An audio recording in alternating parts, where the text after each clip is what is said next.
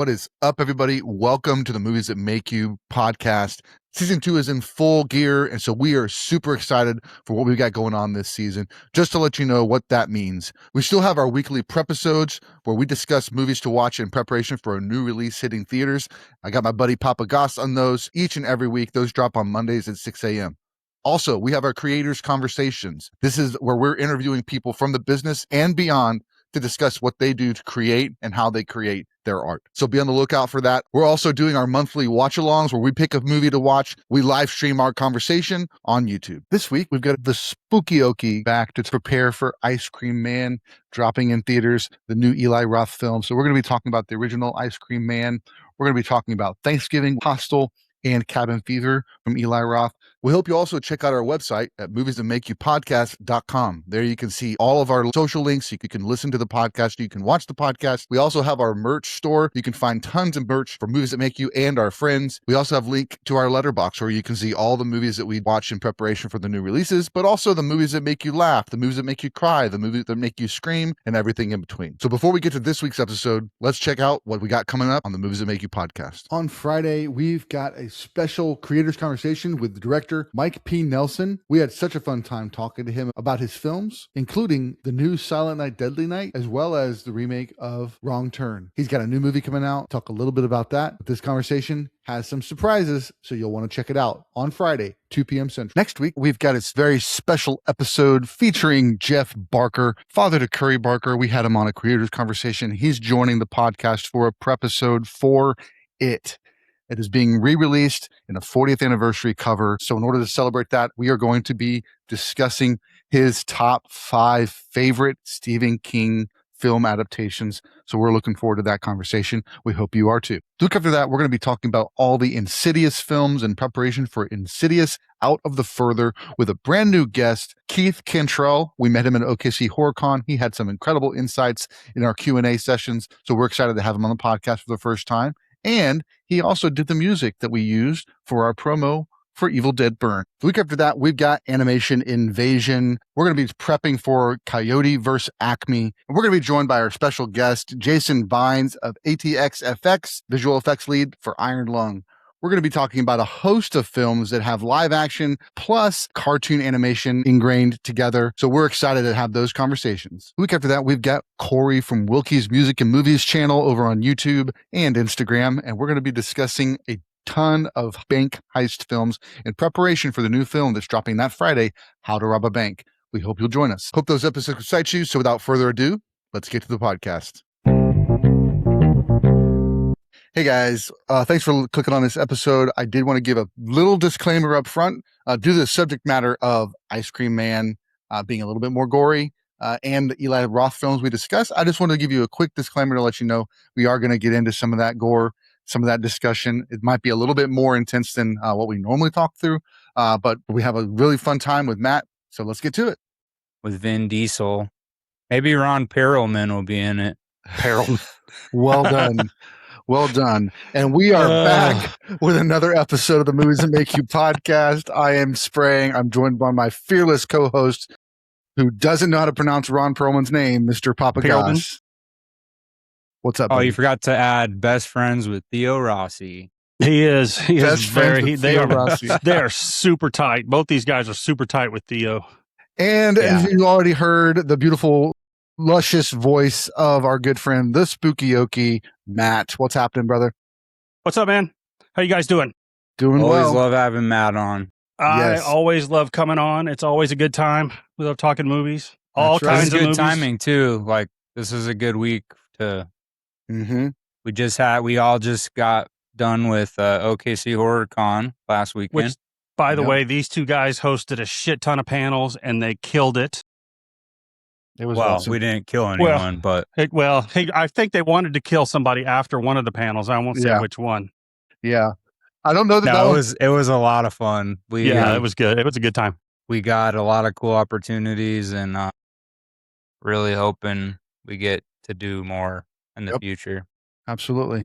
I have a feeling you guys will be able to do more. I've been reading some feedback. I've only seen 2 negative reviews. Yeah. Well, One that's of them so was funny about how because I think I saw 2 total reviews and one. didn't know there's a couple. You got to sift through all the other stuff, but yeah, there was a couple on there. People said they really liked it. No, my favorite was I'm trying to think of her name. It was on a Facebook post that I put in the Oklahoma Horror Facebook group, but Right. she said she goes to Frightmare a lot, and she said we did a really great job. So that was like, yeah, because I mean, those guys at Frightmare, those dudes they're pros. They've been doing this for. We're actually going to have one of them on the show soon, but yep, Mr. James Wallace. yeah, James Wallace, the king. Little tease. We're going to have him on for a creators conversation because he creates experiences, man. It's his passion, and it's Yeah, I you love guys it. see what we'll have to do is I'm going to have to take over, and I'm going to have to interview you guys on your own show, talking about how creative you are. Yes. All right, that sounds fun. You know, because you guys will get a couple more. You guys will get a couple more panels under your belt, and Yeah, James. then you'll be too big time for me, and you'll be like, "Yeah, we can't talk to you anymore." Well, James Wallace, hanging that with all these guy's people. done like he got to do the Fan Expo Dallas Back to the Future panel last year, which had like the biggest Back to the Future reunion they've ever had. So he got to host that one, which is right with my girl Elizabeth Shue. She's Love so you, ugly. baby. yes. I didn't like her at all in Cocktails. She watches our show, just so everyone knows. Well, and it's funny because Fantasy. that Karate Kid came up in our panel with Lauren Lavera, and that's like another Karate Kid. Yeah, man, that's another one where it was just one of those movies as a kid, man. Allie. Speaking of Lauren Lavera, first ever panel that she was our first guest, and can I just say again, like how wonderful she was. Yeah, she was like the highlight of the whole weekend for me, just because I've already been a huge fan of hers, but just how welcoming she was, and how how nice and sweet she was. And yeah, she was willing to collaborate, and she really, I think we're one of the first times that she's been by herself at a panel, because most of the conventions they always have 3 or 4 Terrifier people with her, and I'm pretty sure from the ones I've seen on YouTube and stuff, I'm pretty sure we're like the first one where she was completely by herself. So I think she really dug that too, because she got to kind of like shine and talk about what she loves, rather than play off of everybody else. But yeah, just again, so sweet, and I'm very thankful that she was our very first panel ever. So yeah, and just quick, just a plug, that interview is up on our YouTube channel, so go check it out. Oh yeah, for sure, and watch that interview. It was a lot of fun. Love Good. it, Matt. Love it. That Live one it, was. Learn it. She was one of my favorites to meet. I mean, that's one of the. I was telling you guys, that's one of the interactions I'll never forget, because I was having her sign a poster for a movie she did. I think it was before Terrifier. She said, called The Fetus. Oh yeah, and she'd done it so long ago. She was signing it, and she goes, "Yeah, what was my character's name?" And I forgot about that. I stood there for a minute, and I was like, I don't remember. And she goes, I think it was Alyssa. And I was like, you know what? Just sign it, Alyssa, and then under it, just sign it, maybe, and then with the question mark. Do you have that close by, Matt? Yeah, hang on. Let me see if it'll. Yeah, show the audience. We got to show the audience this magic. When Matt came up to me Friday night and showed me that, I couldn't breathe. I was like, yes. How's that? Yes, that's so great. Stay spooky. Alyssa, maybe. Yeah, she saw. I didn't even. I was so thrown off by the Alyssa. Maybe I didn't even realize she may have noticed what my hat said and just said, because I had my Spookie Okie hat on. It's a lovely hat. She by signed the way. it, "Stay spooky." So lovely hat. You can get it at moviesthatmakeyoupodcast.com. Yes, Support you Matt. Can. Support Matt. Yes, somebody can. Somebody I know designed it. It's pretty awesome. There's a pretty really kick-ass is a red nice one on hat. there too. Yeah, and I'm sporting the POPpaGoss hat. You can get that there as well. Yeah, and there's a whole the Movies That Make You Scream T-shirt. You can get that on there as well. There's also some other. I don't know that fun I've seen stuff that on one there. before. Yeah, Look at the phone on it. Yep. Yeah. So he that was one of the first ones that Sprang made. I don't remember if I've seen you wear it on the podcast though. I've seen it on the thing. Yeah, that's a good shirt. Yeah, it turned out good. I wore it at the Frightmare when I met the Screencast. Nice. Yeah, I'm hoping. I'll hopefully. I don't know if I'll have time this week. Maybe tomorrow night or this weekend. But I would like to. I still got to do my Frightmare video. I haven't even put that together. That's gonna take me a while. I also got to do my. I really want to do my OKC horror video, but that's gonna mostly be just about hosting the panels and stuff anyway. So, but yeah, good time, great panels. Good time with friends. Matt and Vic, they and their son Braden came too Friday night and was flexing his entrepreneurial knowledge and yes, he was trying to get. Matt had to kind of push him and nudge him, but yeah, he was doing great. He was mingling with people and showing his business cards. Yeah, so he's doing good. I'm super proud of that kid. That kid is despite his father, he's doing pretty good right now. No, it's been really fun. I mean, from first contacting you, I think you contacted me first on Instagram last year, but just from then to now, really awesome friendship. Matt has been such a huge support system, not only for this podcast, but for me personally. Absolutely. But it's just always fun when we get all of our horror crew together, especially like Brendan came up Saturday, the Horror Green Book. He drove all the way up from Dallas. Chris was there. Chris was there Friday and Saturday. Man, I don't think I got a picture, but he posted some on his Instagram. He dressed up, ladies and gentlemen, Chris Martin, not of Coldplay, but Laser Wagon. Yes. He dressed up as Ben Schramer, and that's a deep cut from Halloween 4. Yes, it is. When he said he was doing it, I thought he was kidding. He made the sticker, but then he showed up dressed as him Saturday. And during our second panel of the day, I almost had to turn around because I was out in the crowd with the mic, and he walked by in his bench and he stared through the window, and we made eye contact. I couldn't stop laughing internally. I was like, "Oh, I know. I wish I would have snapped a picture, but I didn't want to be rude to the crowd." So I think I posted it. Yeah, there it is. Yeah. Ben Tramer was at OKC Horror Con. No. Shout out to Laser Wagon. He was huge on Friday for us, or not Friday. I'm sorry, Saturday for the Lauren Lavera panel. Mm-hmm. He also posted that panel already on his channel. Yep. And it's been getting a lot of traction. So yeah, cool that he shared it with the world. Horror Green Book posted yesterday, and he put on the Sons of Anarchy panel, which fun story we didn't get to do, and then the the Lost Boys panel. Yeah, Lost Boys panel was great. Yeah, Lost Boys panel was really good. That was another person this weekend that was really, really fun to meet. My family got to meet Jason Patrick and talk to him, and we told him he was one of our first panels, and he was like, "Oh, I hope we did a good job." I was like, "You guys did great." Billy Worth was he's kind of hippie-ish now, but he's the cool he was even watching the other panels. He came downstairs and was just supporting everybody. Yeah. All great panel. The Sons of Anarchy panel was a lot of fun. I mean, the fans really enjoyed it. Yeah. Yeah.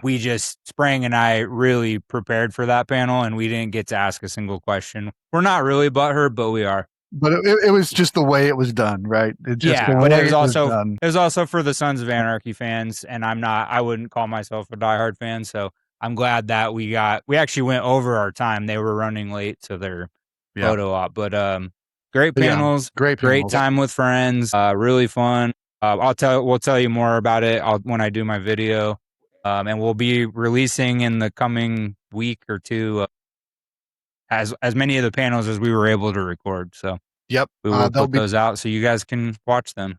Be releasing periodically. Like I said, Lauren's already up at the time of this podcast releasing, so check that out.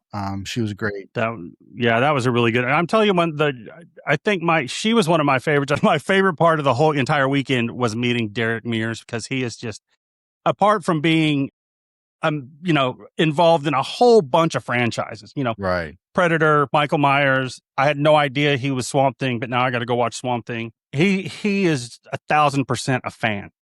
So when he's answering questions, he is, he's into it. He knows what he's talking about. And I met him Friday night, and I was just talking to him and telling him that my wife was she would walk in through the room, and she's not a huge horror fan, but she was watching. She's seen enough of Friday the 13th that was like, she's like, Jason doesn't take prisoners. What are you talking about? So I told him that, and he was like, okay, I know you've already got an autograph. He goes, if she comes back out with you, bring her back by, and I will explain that to her because there's a reason behind that. Nice. And he literally spent like 10 minutes explaining to me and her why that scene is in that movie.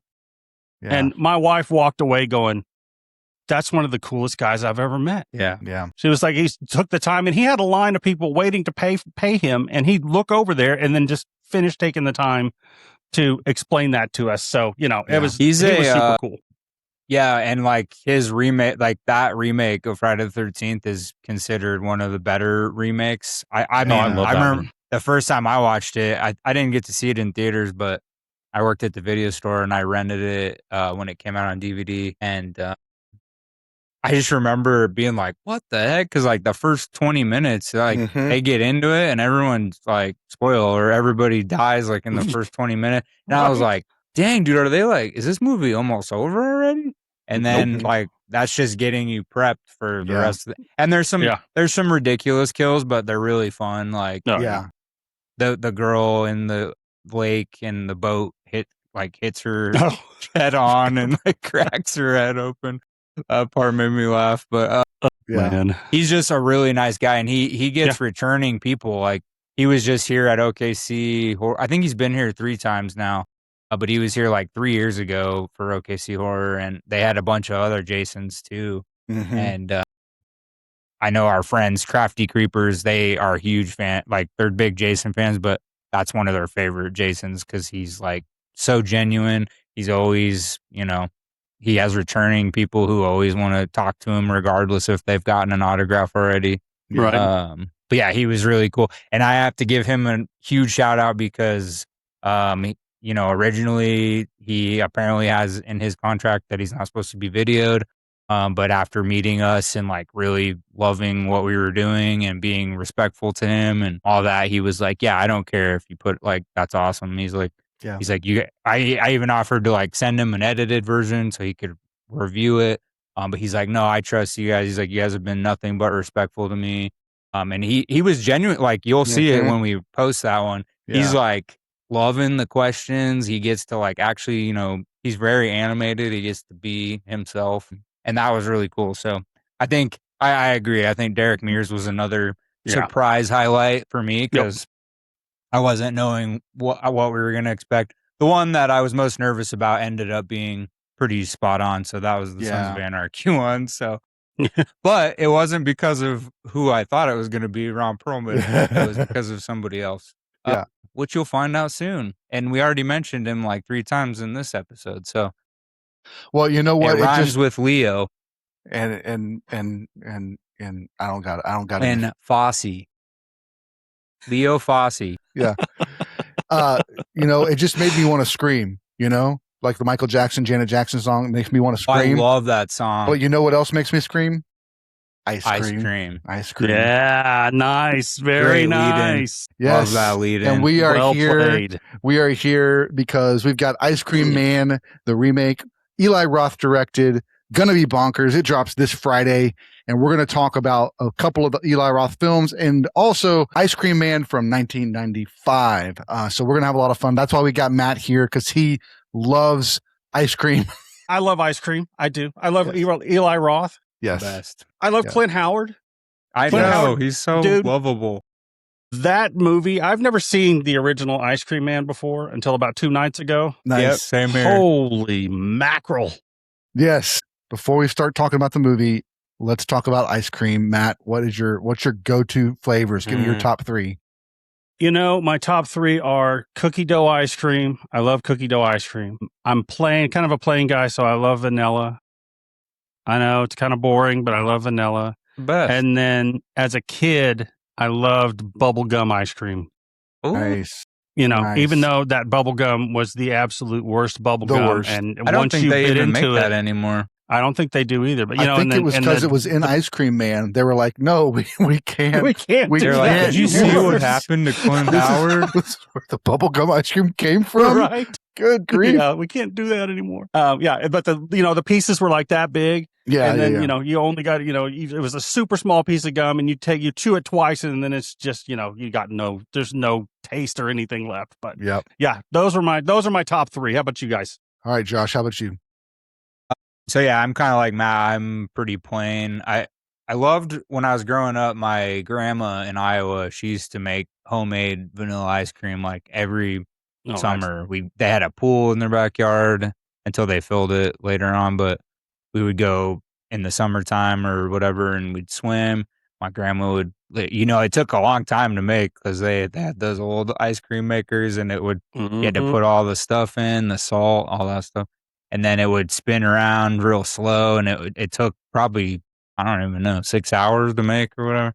But once it was done, man, my grandma knew I loved it, so she'd make like little individual Tupperware ones in the freezer so I could just grab one. There's a really tasty one from, what is it, Bluebell ice cream, and it's called Bride's Cake. It's a newer flavor, but whole shnikes, man. I just saw a big tub of it at Walmart earlier, and I almost bought it, but I was like, no, I'm trying to behave myself because, but it's so good. Yeah, Bride's Cake, because it's got like bits of real Bride in it or whatever.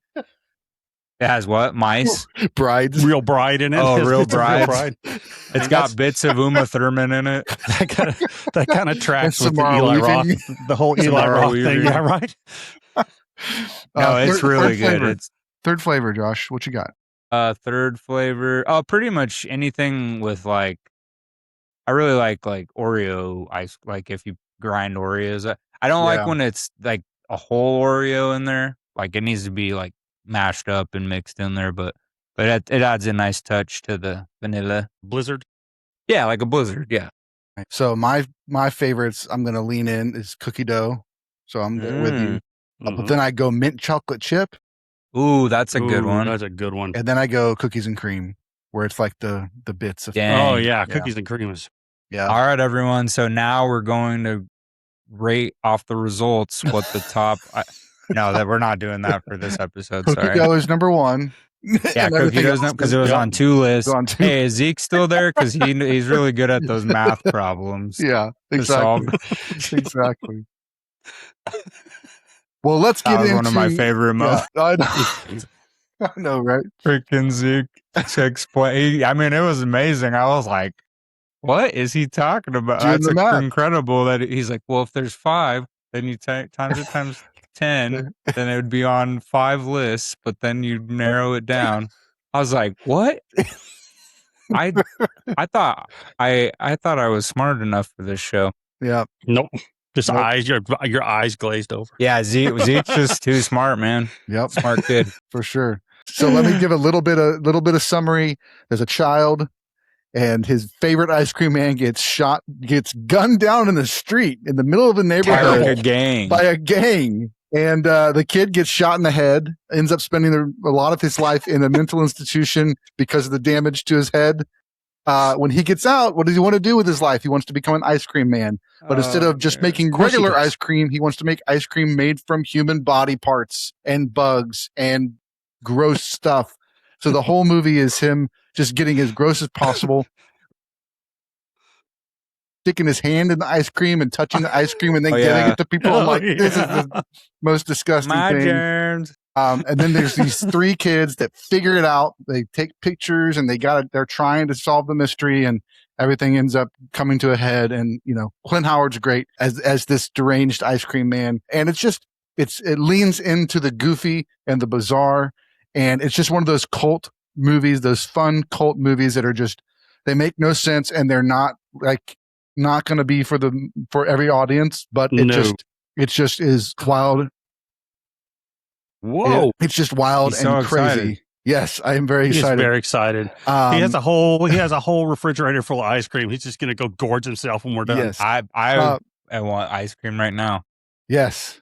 All right. And also throw in there, it actually is not a direct remake like the new one. Sure. But it's very similar. Fair enough. It's not a remake. It's just if you haven't seen the 95 one, definitely check it out. If you've seen everything you want to see in life, yeah, and you have time to watch Ice Cream Man, Go throw it. It's on Tubi for free. I mean, yeah, 100%. It's for. I didn't pay for it. Let's No. make that.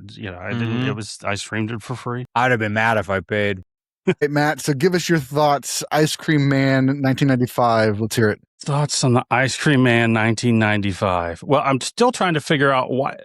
Do we know why they killed the Ice Cream Man at the beginning?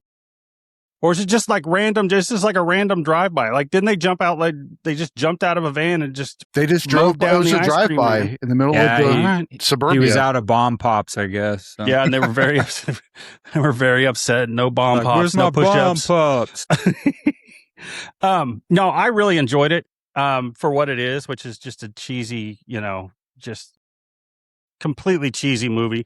There's a whole bunch of people that popped up that I had no idea was in it, like David Naughton from oh yeah, American Werewolf, and Jan Michael Vincent from Airwolf. Yeah, Jan Michael Vincent. And I knew that name sounded familiar. Yeah, too. oh yeah, he was he was kind of a star for a little while. Him and Ernest Borgnine flying around in some kind of crazy helicopter. Airwolf. And then you're right. And then it seems like his wife had been in a whole bunch of stuff too, but I couldn't place what she was from. But She's no, from I love pornos. Pornos. Nice. I'm being legit. Really? Wow. Yeah, she's a famous porn star. Shut up. Are you talking about the director's wife that was in it? No, the wife Whoever of played David Naughton's wife. David Naughton's wife. Oh, yeah. She might be the same person. I didn't look it up what her picture looks like, but anyway, continue. Wow, I'll get that's to my crazy. Yeah, I'll get to my. No, I like that one. I like that a lot.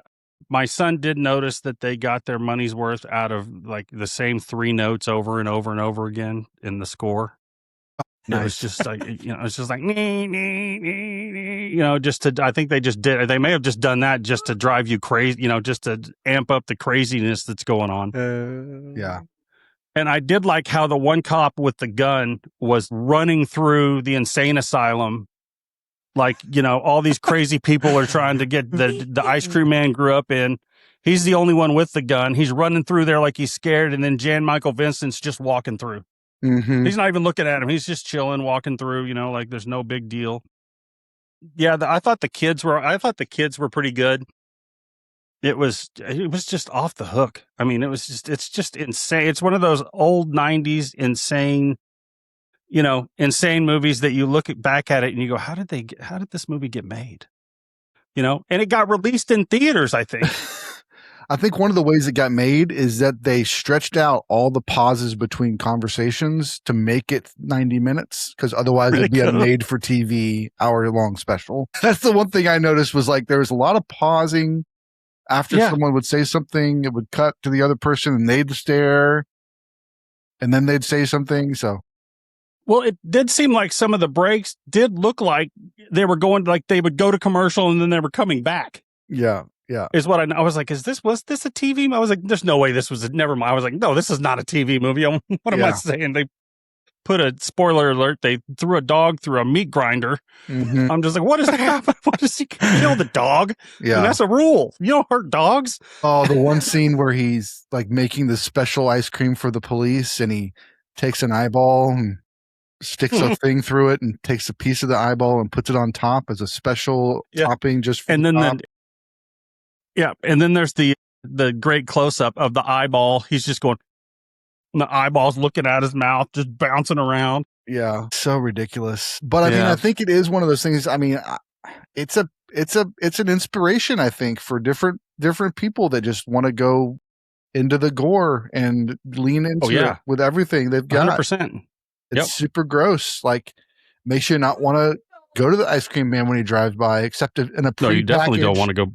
A prepackaged item. It's all you want to buy from the Ice Cream Man. Yep. So, Josh, you're cracking up over there. He is cracking. He's reading all kinds of stuff. Okay, so he looks first off, up. we got to get into this director. Okay, so if the music sounds like old porno movies, it's because the director was a porn director. His name's Paul Norman, but in the movie, you'll notice in the credits, his name is Norman Epstein. That's his like fake. That's like his regular movie. He didn't do a ton of like regular movies. I think Ice Cream Man's like one of the only ones. But that's why the music sounds like that. his wife in real life, Tori Wells, she was a bit part. She wasn't the mom. I just looked it up. But she's a bit part in the movie. She was a porn star. He has like 130 directing credits, but only like 2 of them have even pictures next to them because they're all porn or whatever. So anyway, yeah, he had to make like a fake name. But David Dobkin was one of the writers on this movie. He, if that name sounds familiar to the audience, he actually became a pretty famous like comedy director. He also made some other non-comedies, but he did Wedding Crashers, which is like a huge fan favorite really? comedy. Yeah. He also directed Shanghai Nights, Fred Claus with Vince Vaughn, The Change Up, Friends with Benefits, Clay Pigeons with Joaquin Phoenix, and he also did The Judge with Robert Downey Jr. and Oh, that's a great movie. I He think wrote that one or Robert directed it? Duvall was. I think Robert Duvall was up for an Oscar for that movie. Mm-hmm. He also produced and directed a few episodes of a couple of big shows like Into the Badlands on FX, Resident Alien, which I know people love that show, and then Marvel's Iron Fist. He's actually a producer on that as well. Oh, wow. Wow. Justin Isfield didn't star in this movie, but he was one of the actors. He's most notable for being a MILF guy from the American Pie movies. That's what his character name was MILF guy. He was in like the first 4 with Jason Biggs and everybody. Right. Yeah. David Naughton, who you mentioned earlier, and David Warner were both in John Carpenter's Body Bags. Oh, David Warner of Scream 2 fame. Yep, David Warner. And David Warner was kind of all over, but he was in Titanic. He was also in John Carpenter's In the Mouth of Madness, regarded as one of John Carpenter's best movies. And Twin Peaks, the TV show. And in Karate Kid, the one guy says, "Put him in a body bag, man." Yep. That actually is a real thing. And then he's also, what I know him for is he was the scientist in Teenage Mutant Ninja Turtles 2, Secret of the Ooze. He was the big scientist. Right, yeah. And then You're right. And then a real deep cut for all the Batman fans out there, in Batman the Animated Series, he was the voice of Ra's al Ghul for all 5 episodes that Ra's al Ghul was in. Nice. Which Ra's al Ghul, if you guys don't remember, was played by Liam Neeson in Batman Begins. But yeah, so really cool. David Naughton was just at OKC Horror Con this weekend. I didn't get a chance to meet him, unfortunately, but I love American Werewolf in London. His Body Bags, his performance in that is really good. And then obviously let's talk about Clint Howard real quick. I mean, brother of Ron Howard. He has 261 total credits on IMDb. Wow. And he's still going. We actually had a chance to hang out with him at Tulsa Horror Con last year. He was super cool. Still working on getting him on the show, but he's a little bit older now, but he's really nice, super cool.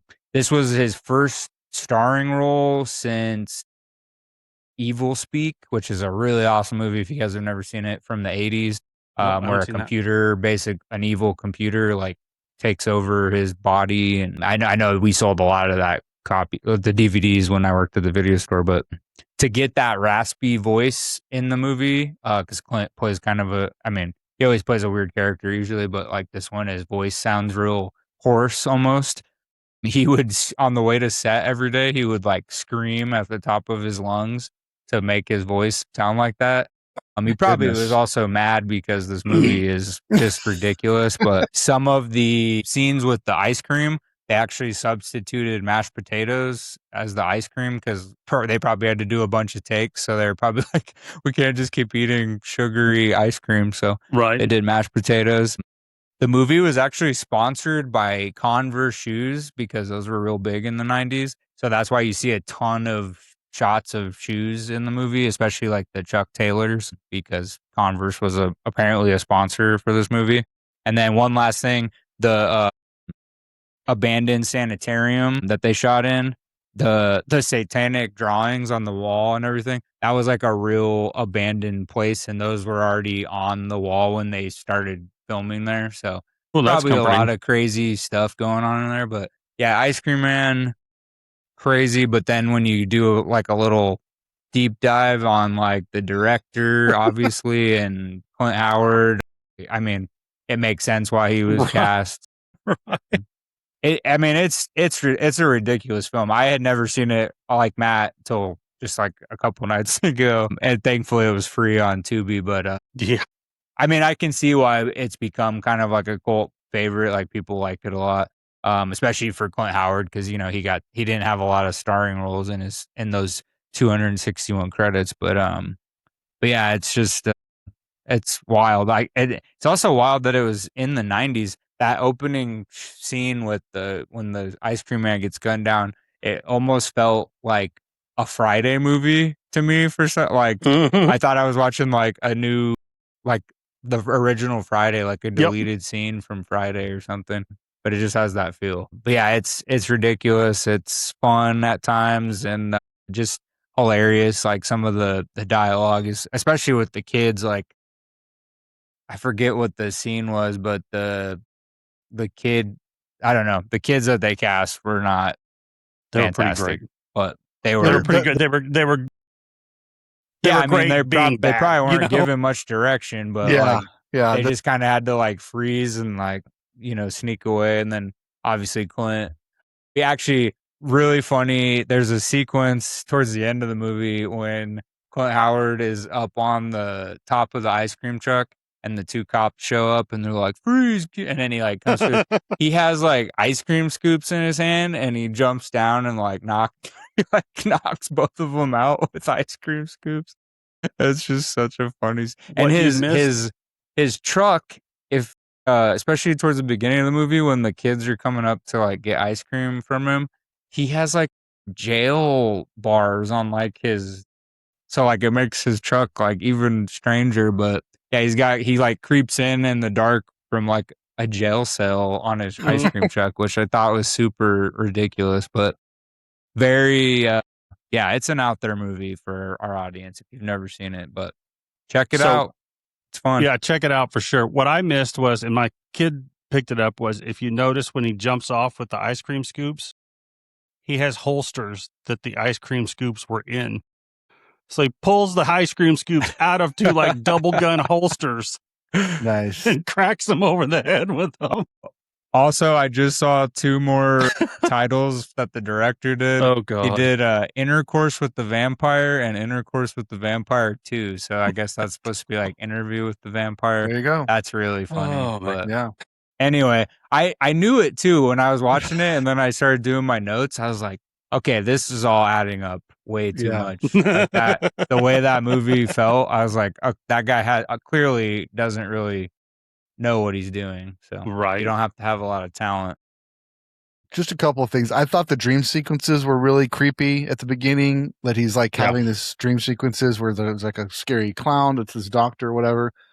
And then why did the dad have a Washington monument on his desk that like took up half the desk? It was like, what is this statue on the corner of his desk? Didn't make any sense to me. But yeah, just for me, it was just super gross for 1995. But I know exactly what it's going to lead to for Eli Roth's. Like, it's just going to be bonkers. One other thing to talk about on that is that it is going to be unrated. I just saw a clip of him doing an interview and he's like, every time I do a movie for a studio, they always want to sugarcoat everything. They want to have final say. They want to take all this stuff, and I'm doing it myself, guys.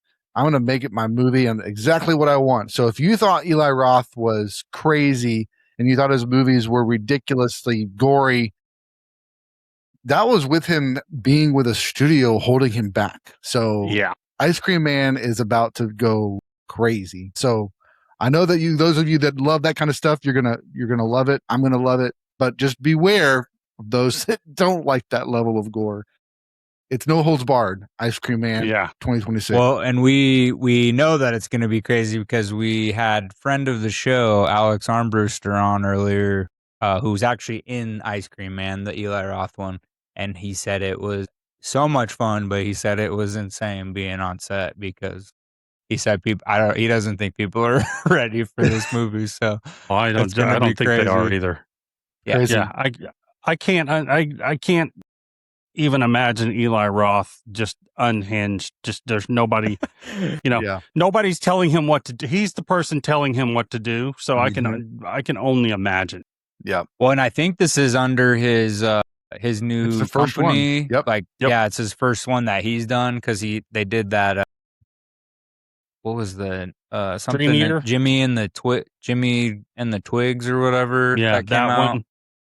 And then something called I Dream heard Eater. It was really good, but yeah, that was the first movie that he produced under his new thing because fans can invest, which it's a really cool idea. Like I remember we talked to Alex about it when we had him on, and it's just like a really cool, especially in this day and age when like the independent stuff is crushing in horror.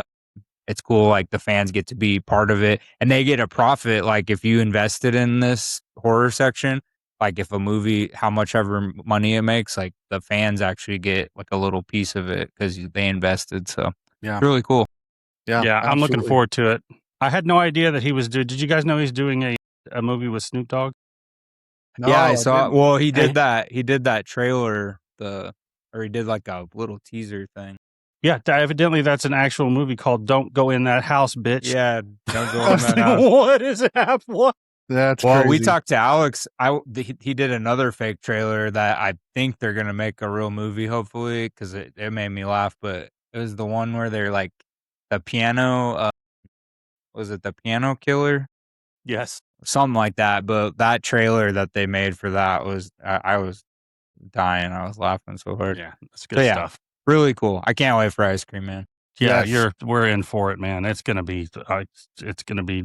slowly becoming one of my most anticipated movies. The more trailers and clips I see of it, I'm like, oh, this is gonna be just crazy. Yeah, exactly. So to finish out the conversation as we prepare for that Ice Cream Man movie by Eli Roth, we're going to take a look at 3 of Eli Roth's movies.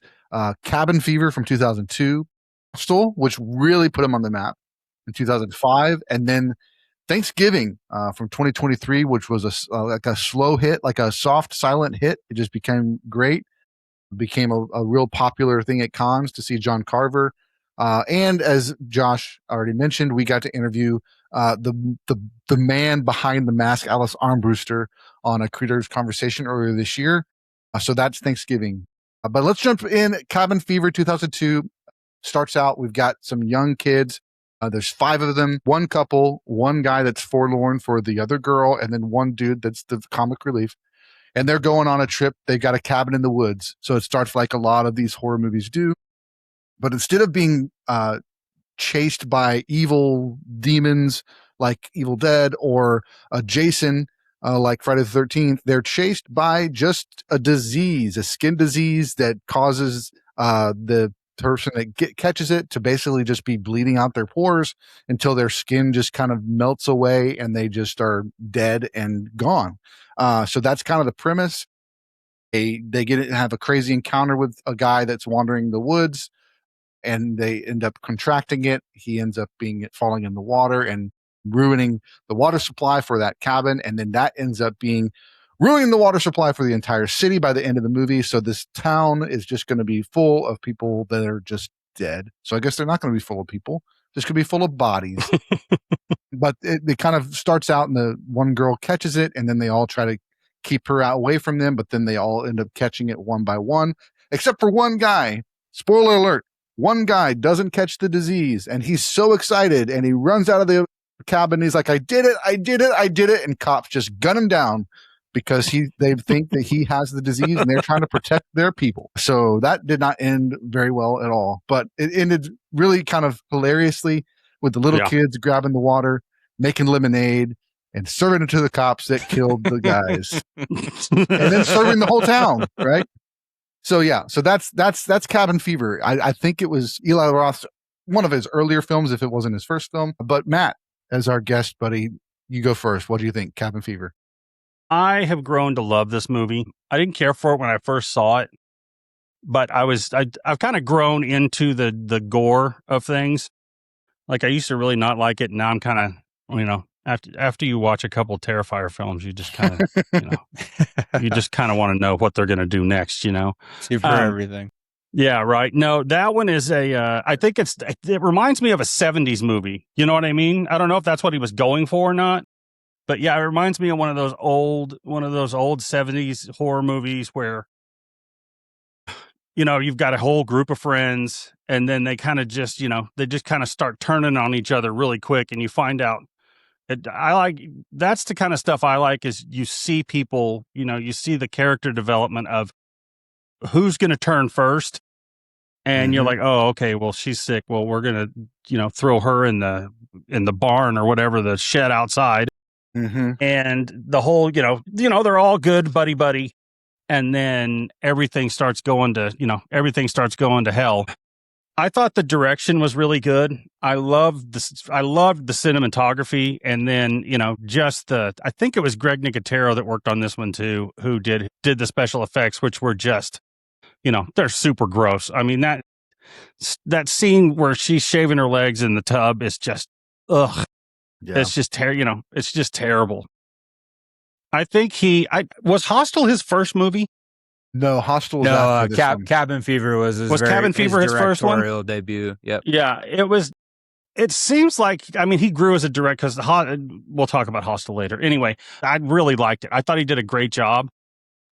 I thought he handled all the set pieces well. I love the claustrophobic feel when they're all inside the cabin.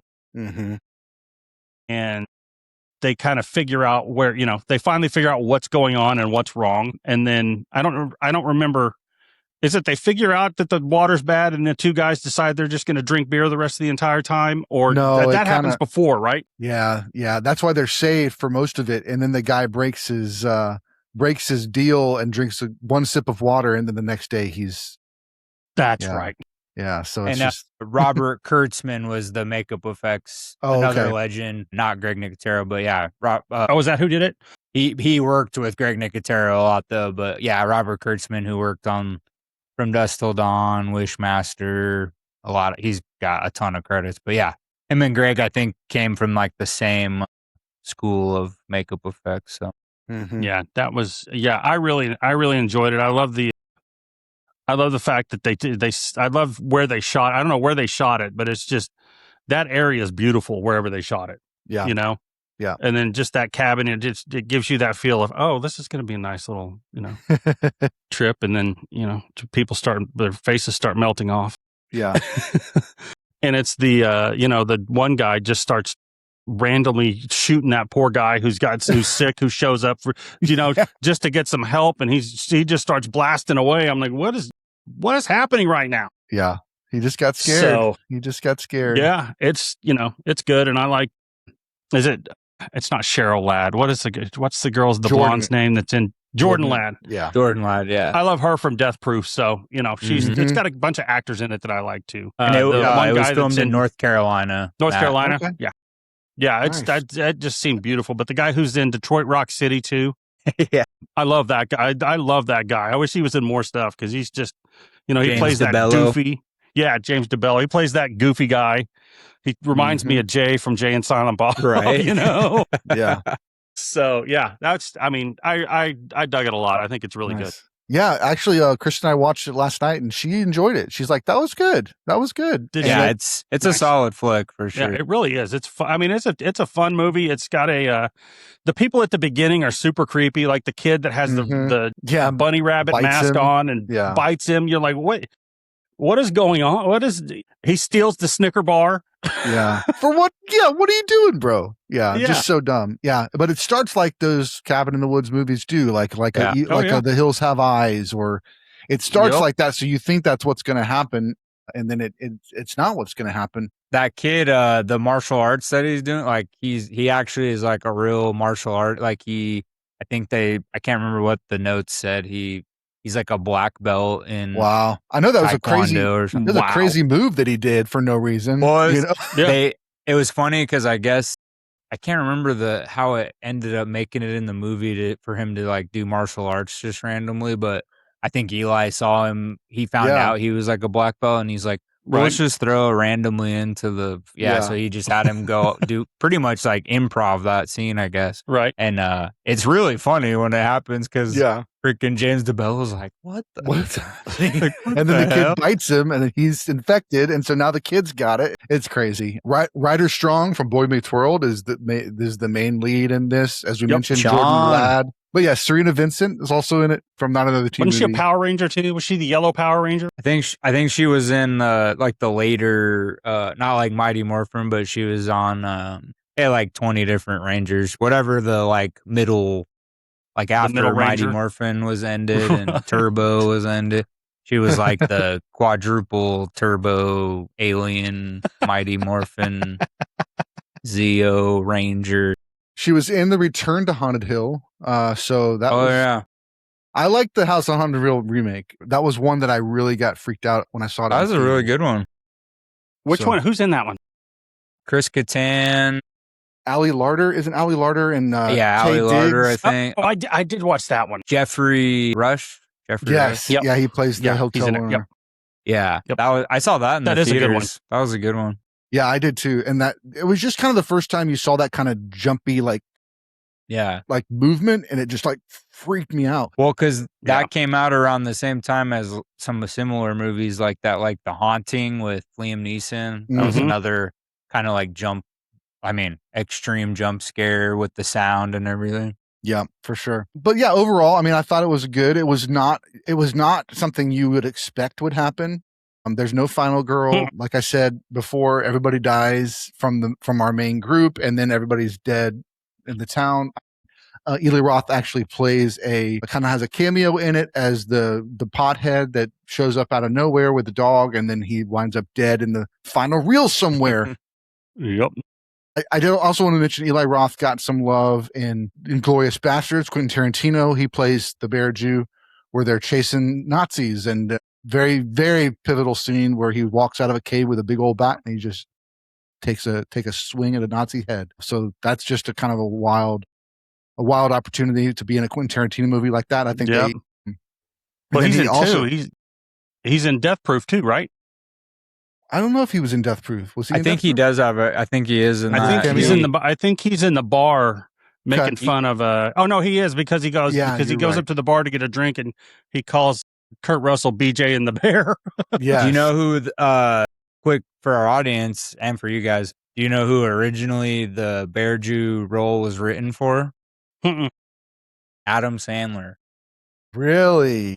Yeah, wow. Quentin wrote that specifically because he was a huge fan of Adam Sandler, especially like his 90s work and stuff. Right. And so he wrote that role, but Adam was filming, I can't remember, he might have been doing the Zohan, he was doing something. Right. And so he had a scheduling conflict, so he just hit up his buddy Eli Roth and was like, hey, you want to do this part? And I think he ended up, I can't see anybody else being the Bear Jew. Eli Roth did fantastic in that role, but that would have been kind of weird with Adam Sandler. Not weird, but like it would have been weird to see like Adam Sandler in that role. It would have kind of taken me out of the movie a little bit, but yeah. Well, Eli Roth has that look too, like he's kind of more buff and more buff than Adam Sandler, and he's got he wears the suspenders, and like I just think he played that role better, in my honest opinion, but. Yeah, and they've got Mike Myers is in that movie too, which always cracks me up. I always forget he's in it too. Every time I forget he's in it. Guy. Yeah. Yeah, that's great. All right, Josh, let's hear it. Backlot breakdown for Cabin Fever 2002. Yeah, this one was super fun. I remember when it came out, it was kind of like very inventive. They didn't used to. I remember the trailer was the first thing I ever saw, and it wasn't even in the theaters. It was like on a DVD, like before a movie on a DVD or something. But it had a little review of how good it was, and it was from Peter Jackson, like Lord of the Rings director. And fun fact, Peter Jackson loved this movie so much. He because Peter comes from like more of a horror background with like Dead Alive, which I think is one of the greatest visual effects crazy movies ever. The Frighteners, which is another fantastic movie. Like he's more of even in his Lord of the Rings movies, he gets to do some like horror themed stuff. But he loved this movie so much. They were filming Return of the King at the time. He stopped he had 3 different times where he screened the movie Cabin Fever for like the whole crew and the cast because That's he loved awesome. it so much. But he had his little review. I remember I saw the trailer and I was like, it was backed by Peter Jackson, which, you know, at the time, obviously like Lord of the Rings, the first 2 movies had come out, but that was a really cool thing to see. So I was like, oh man, this must be pretty good. You know, like Peter Jackson's very selective. So really fun. It was written by Eli, but it was also written by Randy Perlstein, who that name might sound familiar. He was actually roommates with Eli Roth at film school, but he's had a few credits.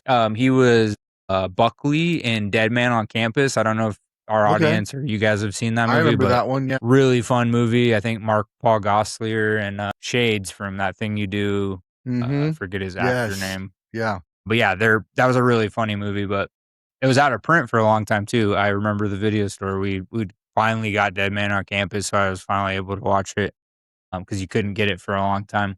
But yeah, he played him on there. He's also the voice of Jack Howitzer on the Grand Theft Auto games, which is a big character.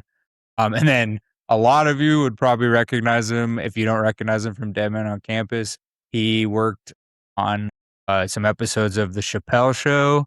Most notably, he was the gay KKK member on one episode, which is, I mean, if you saw his face, the audience, you probably would recognize him, but he was one of the writers for this movie, which I thought was pretty fun. Mm-hmm.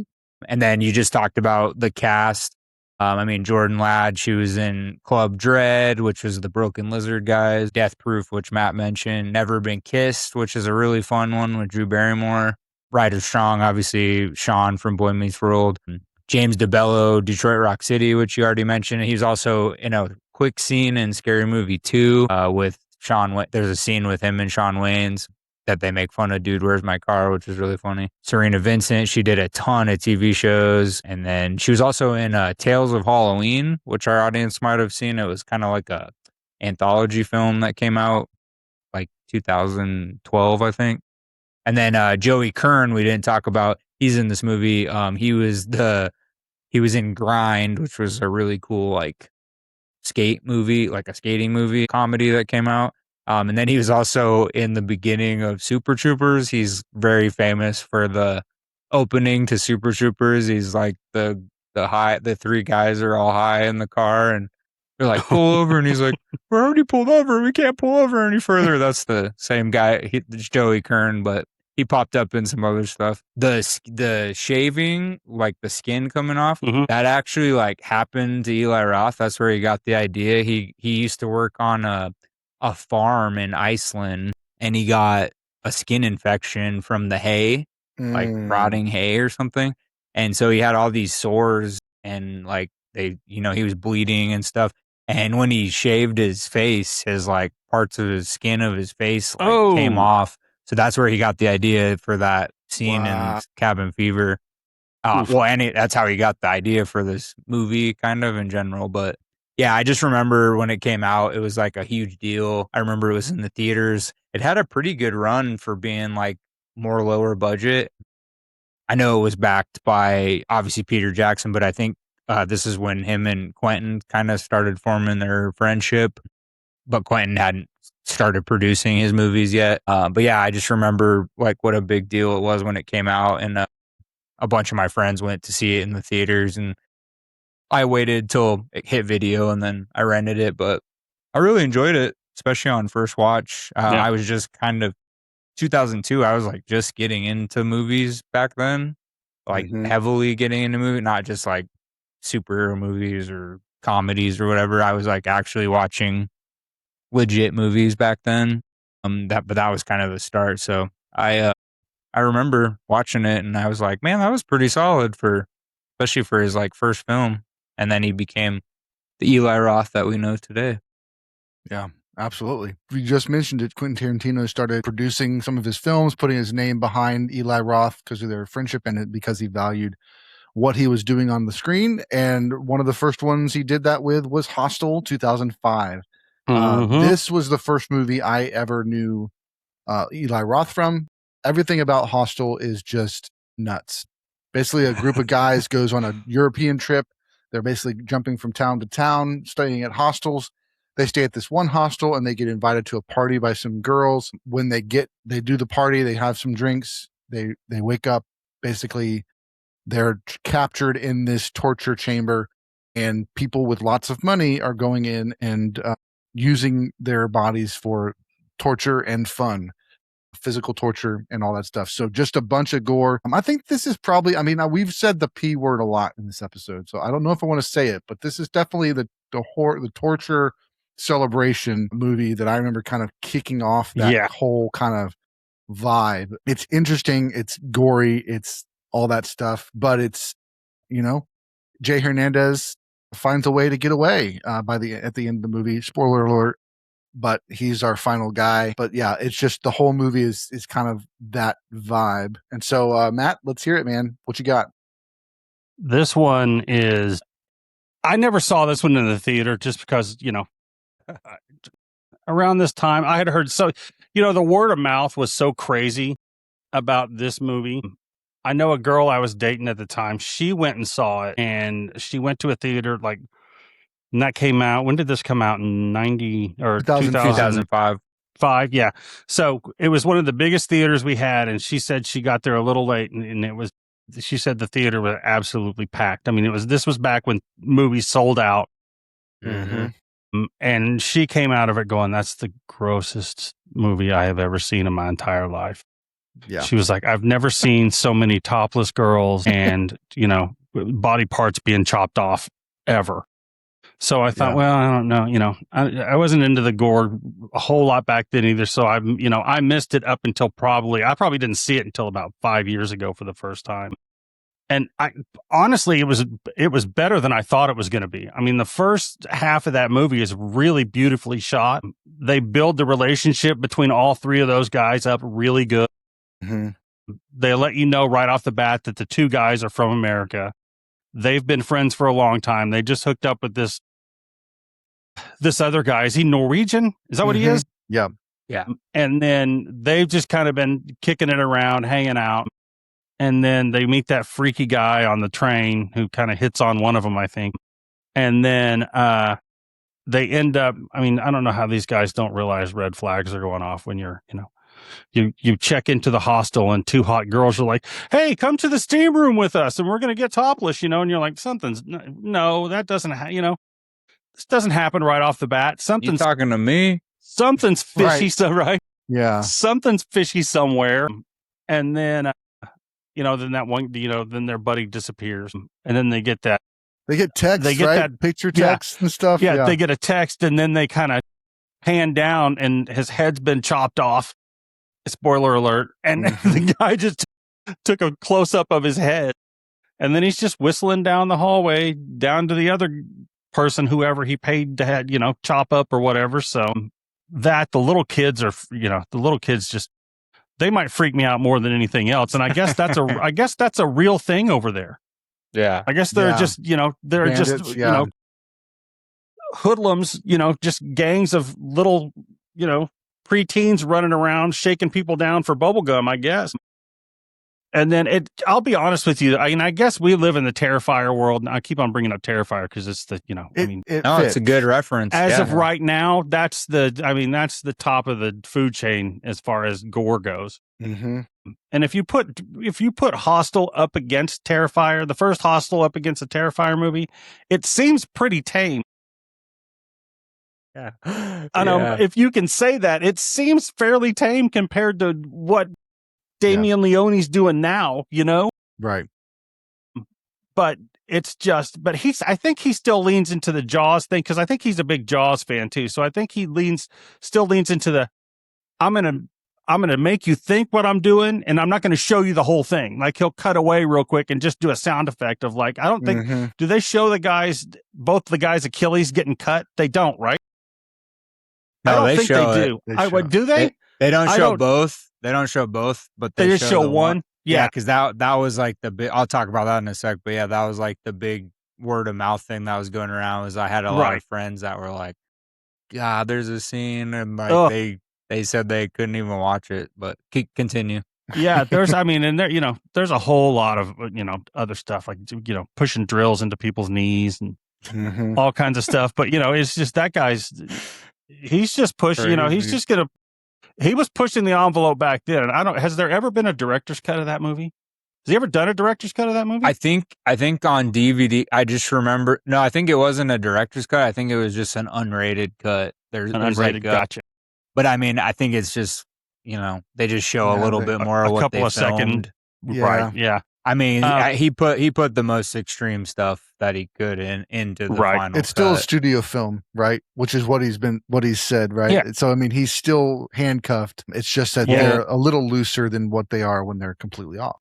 Right. And real quick, he also, I read that I think it was for Hostel. He said that he went ahead and made it like with the notion that it would all have to be cut down to not be NC-17.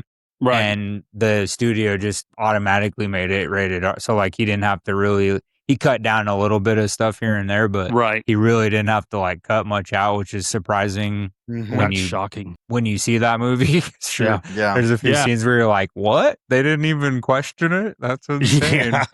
Yeah. It's but no, I enjoyed it. I watched it again last weekend, and Nice. I hadn't seen it in a while, but yeah, I enjoyed it again. I mean, it's definitely a shock value. He's trying to. If he wanted to get word of mouth, he definitely got word of mouth, and it doesn't hurt that you slap Quentin's name on there either. That's just right around Reservoir Dogs and Pulp Fiction. I'm not 100% sure you want the guy from Ain't It Cool News on there anymore, but right.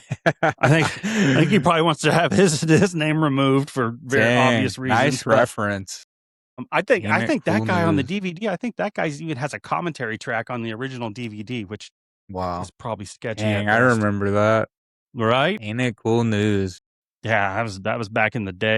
But yeah, I really liked it. I thought the effects were awesome. That may have been the one that I was thinking Greg Nicotero worked on. I'm pretty sure he worked on that one. But, just all the body parts that the guy has to lay in when he's escaping.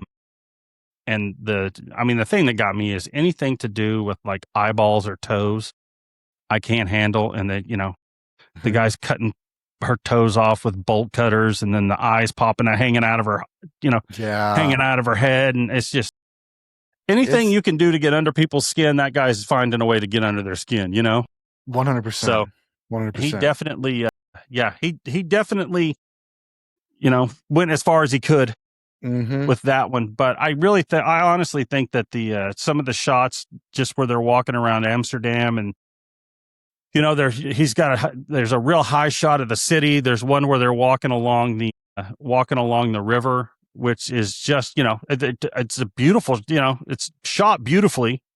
If you can say beautiful when people are getting body parts lopped off, but it's a fun movie. I mean, if you like that kind of movie, you should, and you haven't seen it, you should definitely check it out.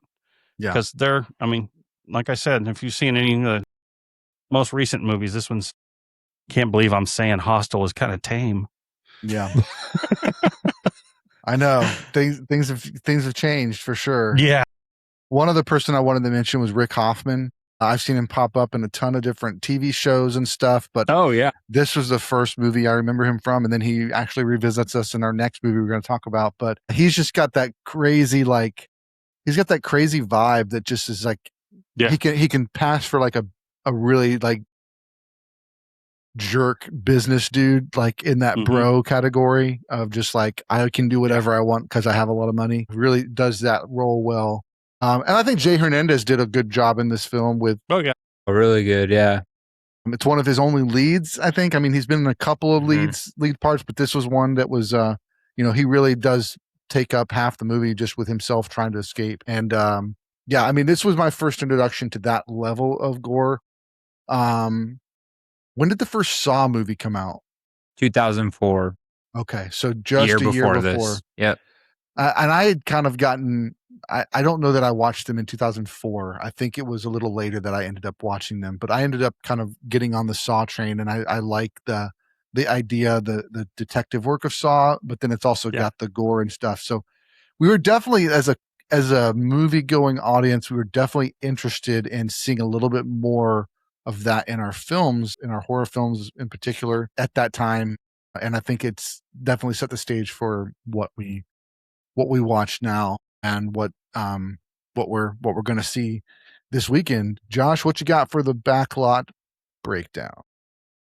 Well, real quick, Matt was correct. Greg Nicotero. This was the movie that he was. They had probably like a 20-person special effects crew. Good job, Greg buddy. was. You got it. Greg was on this. Some other notable producers on this movie, other than Quentin, Scott Spiegel, we've talked about a few times. He is good friends with Sam Raimi. He's worked on a lot of those films. And Eli Roth's favorite horror film, well, one of his all-time horror films is Evil Dead 2. But we did a Sam Raimi episode already, and then we just recently had our episode with Laser Wagon talking about the Evil Dead movies. But Scott Spiegel, go listen to the Evil Dead show that they was a did, good one. because that was, if you need to know anything about Evil Dead, that's the show to listen to, because all three of these guys kill it. They told me some stuff I didn't know, and I thought I was smart. There's a lot of fun stuff in that franchise, but and then Scott Spiegel, it was brought up on the Sam Raimi episode, thanks to my buddy CJ, Sidekick Inc. But Scott Spiegel is actually the guy in Spider-Man 2 when he's trying to get the pizza on the porch that Spider-Man leaves on the thing. He's the guy that tries to eat the pizza and then Spider-Man takes it away. But he's like BFFs with Sam Raimi. But he was a producer on this. And then real deep cut, Bose Yakin was actually a producer on this, who directed Remember the Titans and actually was about to make a Batman Beyond film for all of you out there that got canceled, which would have been nuts because Batman Beyond's one of the coolest stories. But anyway, he also did like a dog, I forget which dog movie he did, but one of those drama dog movies. Air Bud? No, not Air Bud, but it was it was not. Was it wasn't the hot. Riding in Cars? Is that one? Oh, did In he the do Rain? that one? He did. No, I was thinking maybe. No, it wasn't Hot. Was it Hachi? No, not Hachi. He did Uptown Girls, Remember the Titans.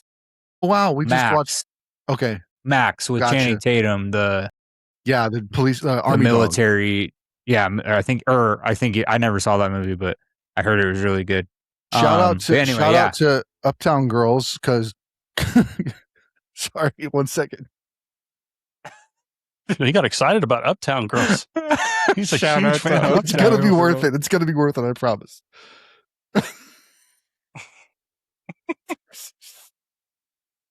All right, I'm gonna do it.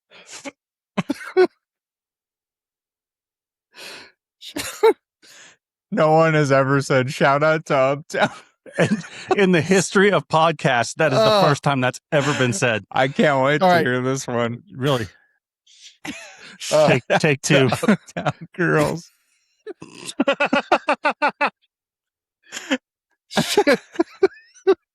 All right. Hold it together. All right, deep breath. Goose fraba. All right. So we watched Uptown Girls recently for. All right, hold on. I'm crying here. That's great. We actually watched Uptown Girls for OKC Horror because Marley Shelton is in it. All right, and shout out also Greg Nicotero. Is he? Greg Nicotero did all the visual For Uptown Girls? Did he really? No, Oh man, I was about to be like, what? dude. I don't think I even saw Uptown. I'm sorry. Was it too big of a build up? It wasn't as funny as it was in my head. No, that was funny, but It's just I think just the soundbite of like shout out to that just Uptown get me so Girls funny. with Brittany Murphy and That's what I was trying to think of. Brittany Murphy. Shout out I was like, to where's he Uptown going with Girls. shout out to Uptown Girls? Greg Nicotero. I heard it was a good movie, but I never saw it. But that's going to be a good soundbite later. Because Uptown Girls is known for its horrific violence. Yeah. Uptown Girls is I've never seen it, so I don't have anything to say. That's funny though. Yeah, that's going to be a good We're soundbite. going to give it a shout out because Greg Nicotero. Sprang's the some of first his person best work ever in Uptown Girls. to shout out Uptown Girls. I love it. Oh, so anyway, man. but yeah, so there's some crazy. There was like 8 producers on this. Like, I don't know why you need that many producers, but there's a bunch. Yeah, I remember this movie being crazy. Like Matt said earlier, like word of mouth. I remember I saw it. Not opening weekend, but like the next. I think I saw like the second week it was out, and I remember going to the theaters to see it, and we were just like. Because I think around that time I hadn't seen a ton of like extreme horror movies, like Saw kind of invented the torture movies that we were talking about earlier, but Hostel came out around this like a year later, so it was lumped in there with like the first Saw. And I remember, the feeling I had watching the first Saw movie, like. It was kind of that same feeling, but like more extreme just because basically because of like 2 or 3 really crazy scenes in Hostel, but word of mouth. And then I finally saw it in person and I was like, oh my God, I've never seen a movie like this.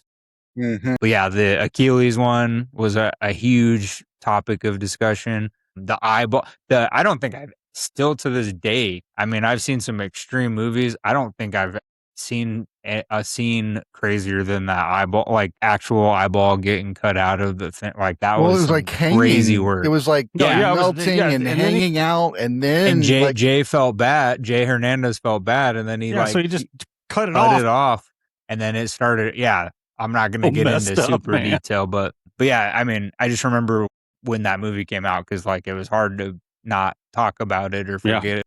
And I graduated high school in 6 the next year, so like I was still in high school when this movie came out, so like all of my friends were talking about it. I mean, I just remember going to the theaters and we were all just like, dang, that was whatever we just watched was insane. There's a reference to The Shining in this movie, which I love The Shining. The 3 friends, when they stay at the hotel or the hostel or whatever, they stay in room 237, which is cool. Nice. Oh, nice. The guard, I forget what, it's in I think it's towards the beginning of the movie, but there's a guard and he's watching, if you look on the TV, he's watching a porn parody of Cabin Fever called Sex Fever. Oh, my goodness. Of an Eli Roth movie. Speaking of that also, so Quentin Tarantino was a producer. He also has a cameo in this movie. He's a shirtless German, like screaming out of a window. But if you look at the beginning of the movie or towards the first 15 minutes, when they get to the hostel, the employees at the thing, they're watching Pulp Fiction. So they're watching a Quentin movie. And then the one last thing, the interior shots at the slaughterhouse, those are like a functioning psychiatric hospital that was located in Prague where they filmed most of the movie. And it had been closed for like 50 years. So I guess it was like, I mean, you can only imagine how sketched out it probably was in there. So to make it more vibrant on set or make people not as freaked out filming in there, Eli hired like a 4-piece orchestra to play like string quartet, classical music. Yeah, like a string quartet. So that way people could kind of like not feel so, just like disgusting in there. Wow. But yeah, crazy movie. Like I just remember, not only the word of mouth, but just when the DVD came out, I remember that was around the time when a lot of horror movies started coming out. And then when they'd hit DVD, after Hostel, they would all have like an unrated cut. So like, that was like the it thing to do, is like a lot of them were like Hollywood Video and Blockbuster. They would say like they were exclusive up top, and you get the DVD and it'd be like the exclusive Blockbuster rental, right? Unrated DVD of, Feast 2 or whatever. Yeah, whatever. Uptown Girl, the unrated NC-17 Greg Nicotero directed cut. The Greg Nicotero cut. The Bose Yakin Greg Nicotero cut. But yeah, it was just a crazy, I mean, that little era, like the early 2000s to like the 2010s was, I mean, we had some doozies of horror films that came out, and most of them were on that Terrifier level. I feel like Terrifier, I mean, as extreme as it is, it's done in a more animated, fun way. Like Hostel was completely like not funny at all. It was like dark. Yeah, I get it. mean, Yeah. it felt a little bit too real because of the makeup effects. Terrifier, you know, you watch those and like it's crazy what you're watching on the screen, but like it's done in such an animated way that you're just like, oh, this is. I mean, it's not fun, but it's like it takes a little bit of the darkness off the. Yeah. Like Hostel, when you watch the Achilles being cut, you're like, oh my God, I feel like my Achilles just tore in real life. That's a good point. I was thinking more of when I was watching it and talking about it earlier, I think I was thinking more of the gore stuff. Yeah. I mean, it's still when you bring relates to Terrifier now. When you bring it up like is that. our torture, like right now, that's like our torture movies. Yeah. And, you know, and everybody's trying to kind of go for that now too, which is, you know, it's not, like you said, it's not too serious. I don't want to say it's not slapstick, but right. Well, it kind of, I mean, when you put David Howard Thornton in he's going to make it slapstick whether you want him to or not. You know, you can't not help but laugh at some of the stuff that he does. And he's, you know, that guy's performance in all of those movies with him not saying a word. I know. Crazy. And behind all that makeup is really impressive. Not that we're talking about Terrifier, but I was watching, I think it was 2 the other day, and I was just thinking, man, that guy can get so much emotion and, you know, come across without saying anything. Yeah, you know, it's insane. He never says a lot of eye acting, a lot of facial expressions. Yeah, he's really good. He's trained in I think he has like a lot of mime training as well. Right. So he's really good at you that. can definitely tell. Yeah. That was, yeah, it's, but yeah, I love those movies. I like Hostel too. I think the second Hostel's really good. Hostel 2 is actually pretty good too. That one's really good. That one's even, I mean, that one, you could tell they gave him a little more leeway with that one as well, because there's a whole lot more. I think that one was more, we got the penile decapitation in that one. Oh my gosh. I got to send you guys a deal where he said that him and James Wan, like Eli Roth, James Wan, walk into a bar. Lee Winnell, walk into a bar. Lee Winnell, and then somebody else all had a text thread where they were going, oh, we're going to do this? Are you going to use this? Are you ripping someone's head off? And then Eli Roth goes, are you doing anything with a dick? And they're like, no. And he goes, well, I am. Yeah, Hostel 2. God, that was another one that I remember seeing in the theaters, and we were just like, whoa. Yeah. I didn't think you could top Hostel 1, but no, yeah. And then Hostel 3 kind of goes a little bit, I mean, it kind of follows one guy that's on the other side. And I never saw the third one. I don't even know if I've seen the third one. Yeah, it's interesting. It wasn't directed by Eli. It was It was, we just talked about this director recently. Actually, you know what? No, you know who directed 3? It was Scott Spiegel. Really? Was it just really? just talked about that on the Evil Dead. Yeah. Wow. Nice. So yeah, Scott Spiegel, who I just was talking about, Sam Raimi's BFF, he did the third one. But I still never saw the third one. Yeah. Fun stuff. Cool. Yep. Thank you, Josh. Great stuff. And speaking of thanks, Thanksgiving is around the corner, and we are going to be talking about Thanksgiving from 2023. As we mentioned before, our good friend Alex Armbruster was the man behind the mask for a lot of this movie, so that is super exciting that we got to talk to him. But basically, the story is it's a big issue at the Black Friday sale. People die because all the people running around and doing all that stuff. So it's basically a massacre, crashing through the store, all that stuff.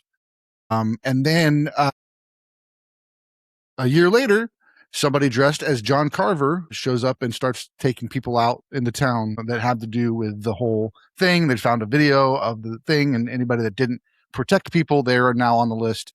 Patrick Dempsey stars as the sheriff, and we have, like I said earlier, we've got Rick Hoffman playing the dad role. Gina Gershon is in this, and a bunch of younger actors as well, all trying to survive this Thanksgiving massacre, this Thanksgiving killer. This one reminded me a lot of like your nice these slasher films. It wasn't too gory. There was one scene that was kind of gory, but for the most part, it just felt like it just felt like your average slasher film done really well and scary, but it wasn't taking itself too seriously, and it wasn't dark at all. It wasn't like Hostel and Cabin Fever that gets really kind of like gross and dark. This was just a little more lighthearted.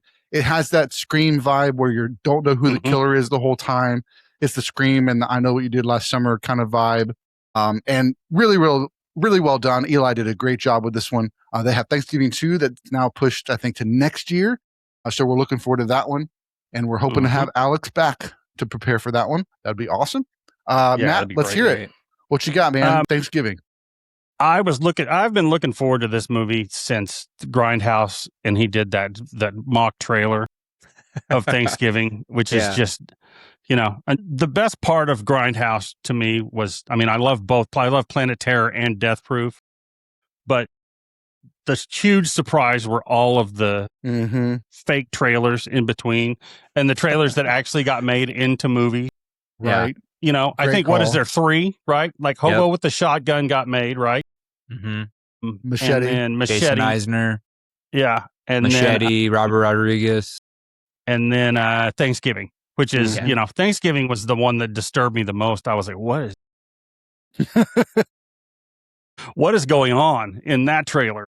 Yeah. So, but no, I think you're exactly right. I think he did a great job of not going too far. Because, you hear Eli Roth, so you're thinking, okay, this is going to be off the hook. He's going to be going crazy. And there's some good kills. There's some gross kills in there, but it's not anything, right? It's not anything worse than something that's been in the Scream or something like that, Right. But it has that really good 90s, 90s feel to it. That group of teenagers, all those actors are great, I think. Yeah. I think it's good that he cast, majority of them are unknown. I think one of them is a YouTube star, but I can't remember which one it was. But it surprised me. I'm always shocked when I was reading who was going to be in it, and Patrick Dempsey was in it. I was like, that's kind of out of left field. But for some reason, I was like, Patrick Dempsey doesn't do horror. And then I was like, wait, yes, he does. He was in Scream. I don't know why I forget that he's in Scream. Scream 3. Yep. Which Scream 3 is underrated, by the way. I really enjoy Scream 3. 100%. But yeah, I thought he was great as the sheriff. I love the Asian guy as the other detective. I can't remember his name. He's been in some other stuff, but he just cracks me up because he's kind of cranky. And the new guy almost runs him off the road when he's coming in. And yeah, it's a good whodunit because you really don't, you really can't figure out who it is. At least I couldn't. In general, I can pick up on that stuff. But yeah, I love that it was set during Thanksgiving. I love that it was cold. I thought they got the whole overcast. It's cold. It's snowing sometimes. Sometimes it's not. I loved the diner scene is one of my favorites. Great scene. When she's leaving and she's just, she's trying to, I thought it was very inventive because and I've always kind of thought this too, which is someone's just been stabbed and they have blood all over them, but they can pick up their phone and dial. And she's having a hard time dialing her phone because there's no buttons on any of these phones anymore. So if your hands get wet, you're done. And I was, someone finally got it where, they're putting someone in danger. She's trying to dial their phone and it's not happening. Yeah, that kind of points back to like the whole issue that a lot of horror movies have anyway, because in this day and age, everybody's got a phone. So they're just going to call the cops. So he kind of got around that, that kind of trope with, no, she was trying, but she just, she's not, she can't do it. And then I love the first, the opening scene. That could have just been a documentary from like 2 years ago when people are busting down the, breaking down doors for freaking TVs and, whatever, footballs or toaster ovens or whatever. He threw about everything in there that you could think of that someone's going to, kill someone else for because you can get it for, $25 less than it was the day before, you know? Right. I mean, it just says a lot about where the world was at that time, kind of where it's still in. But yeah, and I love the punk kids going in the side door, and all the people are standing out there, and they're just kind of waving at them and throwing the football around, and just being douchebags in there while all the other guys are waiting outside, freezing to death. And then the end is bonkers. You got anytime you're going to throw someone and cook them alive in an oven is a little disturbed. I'd be maybe a little demented, but I always laugh when he sticks the turkey thermometer in her before he shuts the thing. And then I really couldn't believe that they did the whole end thing of the table where she's, I don't know how to. Yep. You got it. Yep. She's turkeyed. Yeah. That's all I can say. But yeah, I thought it was good. I thought it was cool that Eli did the voice of John Carver at the end. I thought that was cool. He's got that kind of weird tone to his voice too, where he can kind of creep you out. So, and I love the guy from Suits and the guy from Hostel. What's his name? Rick Hoffman. Yeah. Yeah, Rick Hoffman. He's great. He's great in everything. And you're right. He plays an awesome slime ball. Like he was in, I think he was in My Kid Loves Day After Tomorrow. So I don't know why he loves Day After Tomorrow, but he loves that movie. That was a fun and I think he's one of the, it's grown on me. I like it as much as he's watched it. I kind of have to like it now. But I think he's one of the guys that tries to buy his way onto a bus. And he plays the same, like you said, he's the same character in every movie, just kind of a slimy, dirtbag. And the lady that got to play his wife is perfect too, because she's just, she just plays like, you can tell she's kind of a gold digger and all about, well, no, you need to stay open on Thanksgiving because we need to make that, I need a new diamond ring. So, but yeah, I thought all the characters were good. I love the fact that he switches up into the clown in the middle during the parade. I thought the parade was cool. I love the John Carver, mask and costume. And I thought Alex did a great, he's, I don't know that I've seen him in anything else, but just the body language he's got moving around, and he's swinging the axe at one point while he's walking through the school. And, my kid, it holds a soft spot for me too, because my kid doesn't really like horror movies, but that was one of the few he wanted to actually go see in the theater with me. So we went and saw it, and nice. He's sitting there, and I can tell when he's kind of getting nervous. And it's the part where her friends have been caught, and he's texting her to come down the hall, and they're literally sitting in the lobby with a bunch of cops, and she's going to get up and leave and walk down there. And he looks at me and he goes, "How stupid is she? Why is she getting up and walking down the hallway? And there's a whole bunch of cops. Just grab a cop and take him with you. Are you stupid?" And I was like, "Welcome to horror movies." Yeah. For sure. So yeah, that's what I love. I love that movie. I watch it that's one of the ones that I watch every Thanksgiving now. It's always, that's like, it's warped as it is. I watch Christmas Vacation every year. Now I watch Trains, Planes, and Automobiles and Thanksgiving on Thanksgiving. So nice. But yeah, I love that movie. It's a lot of fun. Very cool. And before we get to the backlot breakdown, has anybody ever done the Black Friday stay in line to get something for really cheap? Anybody? I have done it once. My wife and I did it once. We got up early. I think it was to get a camera, and we froze to death. And we said, "Yeah, it's not worth it. We'll just get on Amazon, or I'll pay an extra $20 to do whatever it was." But that's when that's when it was Black Friday. Now it's now it's Black Wednesday, or whatever, or Thanksgiving night. Digital Wednesday. When they started doing Thanksgiving, and they started doing it, they started making people come in at 5:00 on Thanksgiving Day because they wanted to be the first people open. I was like, this is stupid. Let people, one day a year, let people spend with their families. Don't make them come in and deal with a bunch of crazy people trying to buy television. Yeah. Well, that was the one thing I did. I did a Black Friday early morning to get a big TV at one point. Right. And then, but I would always, like, every year for a lot of years, I would at least get out in the fuss when I didn't have to work. I would just go to the local mall or the outdoor mall just to kind of experience all the excitement. And then I'd also, one of the big things I used to do was get the DVDs or the Blu-rays that were like $2 I was fixing to say, piece. Yeah. That's one of the things I would do, but I wouldn't go out early to do it. But I would, we would hit, if, we'd probably get out about 10:30, 11. Mm-hmm. And some of the good stuff would be gone. But, some of the stuff I would just pick up because it's, it's $2. Cheap. Yep. So Best Buy used to have those bins of like $5 and less. Yeah, you could find some great. Or Walmart would do it too, actually. I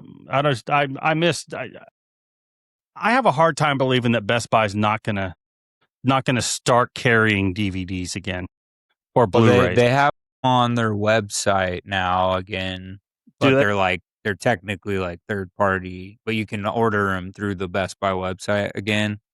Of like 2 months ago, but yeah, it's not. I did a video actually on my channel right before they stopped. I did a 2-part video because like I was so sad. Right. It was like the death of physical media at Best Buy. Well, it was so. I mean, that was one of my favorite things to do on a Tuesday was go and check and I'd hit up Best Buy and go see all the new whatever new release was coming out that day. And I can't remember who I was talking to, or maybe I was listening to a podcast. Oh, it was the Scout Taylor Compton one that you sent me earlier, that podcast that she did. And she was talking about how awesome behind the scenes used to be on the old DVDs and Blu-rays. And now, you're lucky if you get something for 15 minutes and these things cost twice as much as they used to. Yeah. Because some of them, you would get full length, almost full length behind the scenes as you would, the movie. So you get the whole editing stuff and, it just doesn't seem like they do that anymore. I think which one of you guys sent me the Terminator 2 that had the Terminator 2? Oh yeah, that was wild. Ultimate cut. That was wild. I think it was me. I think it was, and I didn't know that. That was one of my favorite things to do when I got a DVD. Like DVDs, I don't know if Blu-rays had it so much, but I know when DVDs came out, they would always do, some kind of something lit up somewhere. So you would just sit there with your remote and just start moving it all around and hope somebody's eyes lit up or a light turned on or something, and you would get something crazy. So, yeah, I think I had that Terminator 2 because it was a little steel slip that would slide off. Yeah, it was. No, those were always 2-disc edition. Those were always good.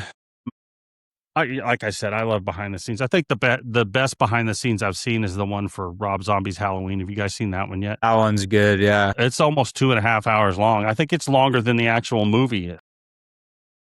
One of my favorites is it was a digibook edition of The Exorcist on Blu-ray, and it has like a 3-hour behind the scenes documentary on like how they made it and stuff. That's one of my all-time favorite ones.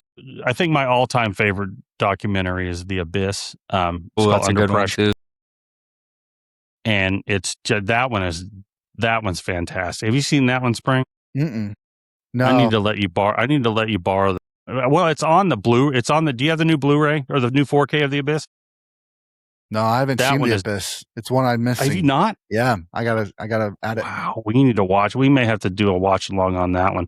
Yeah. Now, should we watch the director's? We should make him watch both because there's a director's cut. Yeah, there's like 3 and different. then there's the regular. And then there's the regular cut. But yeah, it's just cool where they shot it because they shot it in an old nuclear reactor.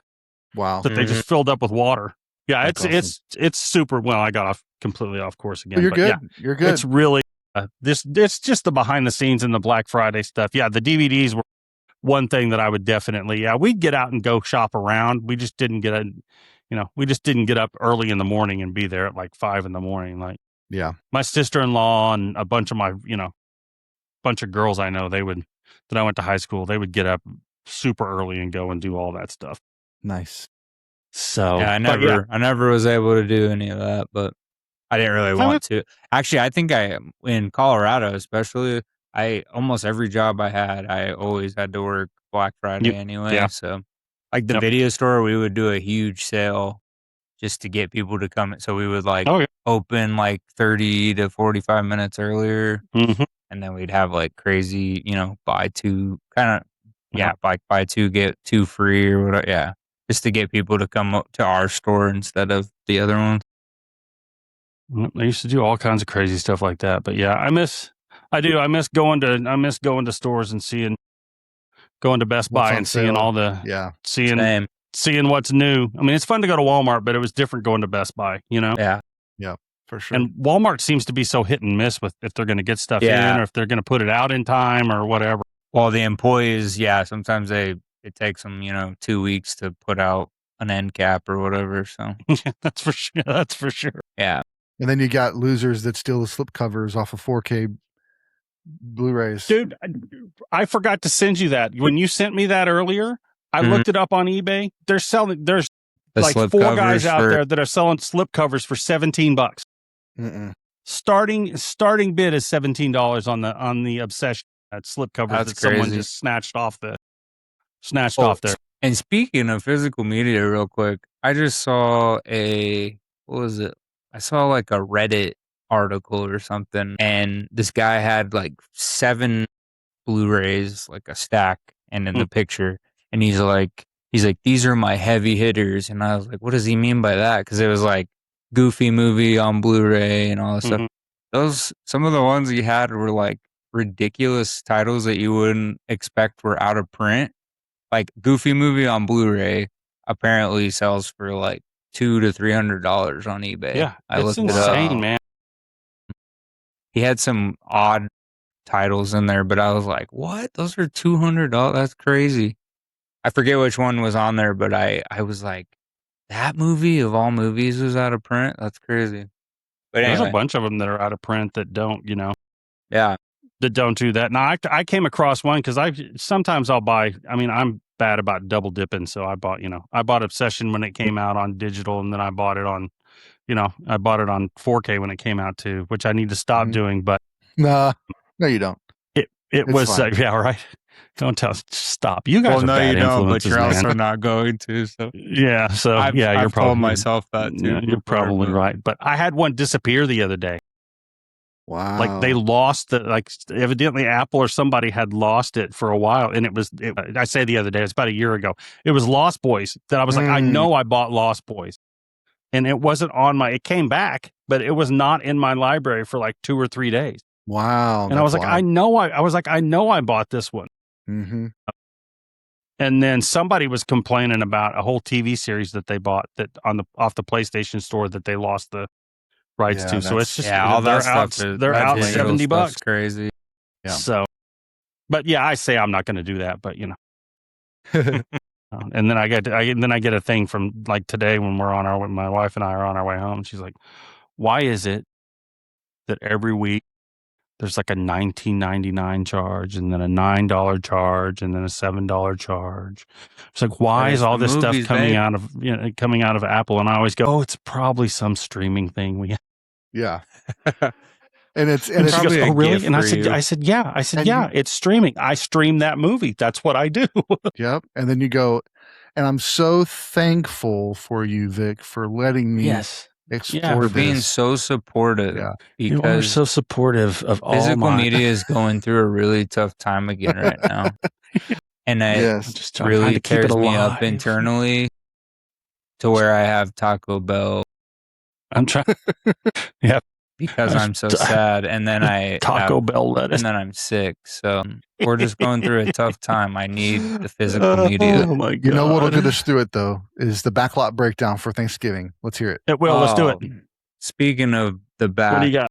backlot, so Thanksgiving. Let me just tell you guys, it's a fun one. Sprang and I did a live watch of this for Thanksgiving last year. Before I was full time on the show, and it was a lot of fun. But yeah, we don't have a lot of like horror movies that are set around Thanksgiving. So we have like Poultrygeist, and I think there's another one called Thanksgiving Day. I'm sorry, I can't let it go. Did you say Poultrygeist? Yeah, Poultrygeist. Isn't that a Thanksgiving movie? Poultrygeist. Well, it's Poltergeist.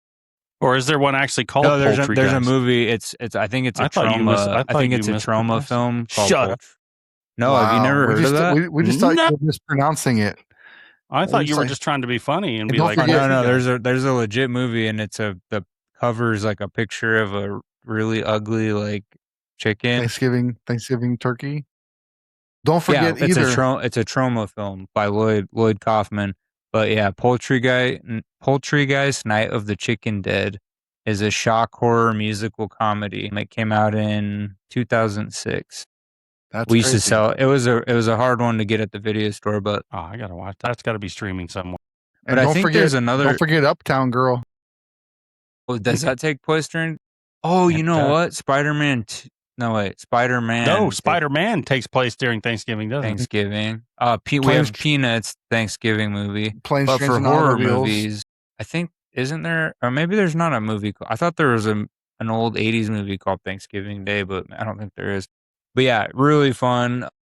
Not only does Alex Armbruster play, he's like the main physical John Carver in the movie.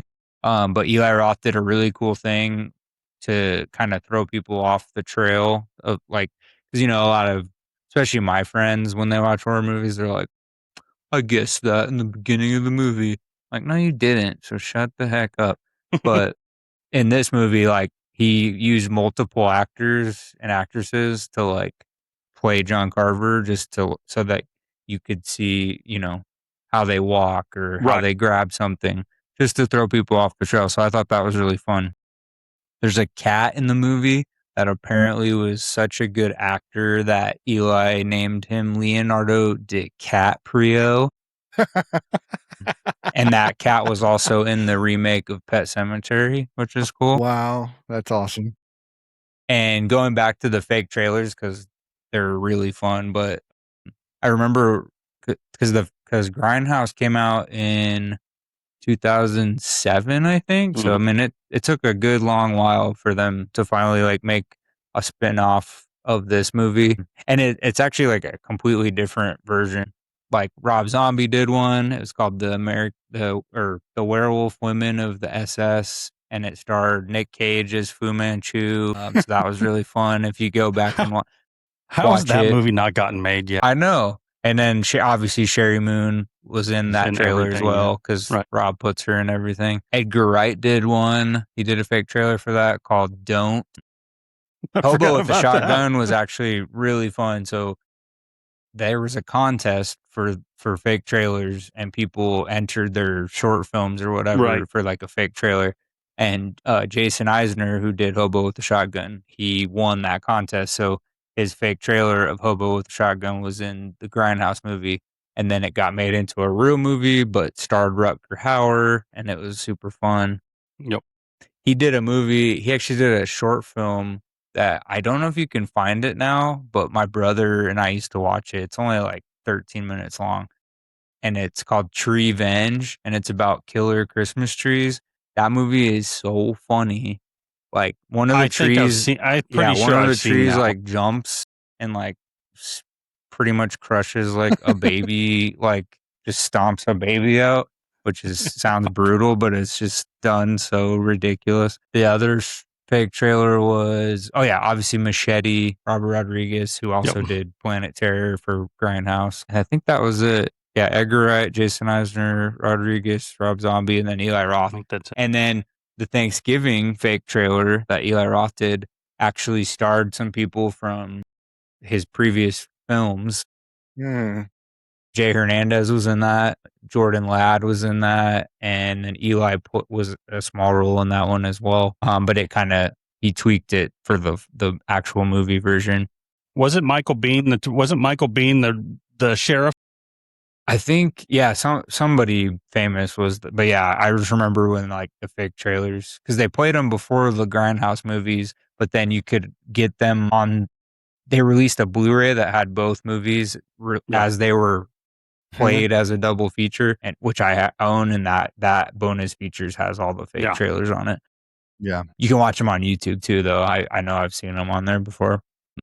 John Carver's costume was actually based on like a real person. Like John Carver was like a pilgrim on the Mayflower.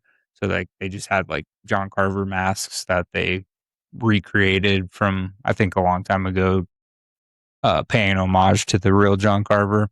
Mm-hmm. This is actually the most critically acclaimed movie that Eli's ever done. It had an 83 critics Rotten Tomato score, and the audience score was a 77. So really solid. Yeah. I mean, it was super fun. And then just one last thing, the store where the Black Friday massacre happens actually pays homage to the Evil Dead. Well, Army of Darkness. Oh, the S-Mart? Yeah, S-Mart, which was featured in Army of Darkness when Nice. Ash goes to work at that store.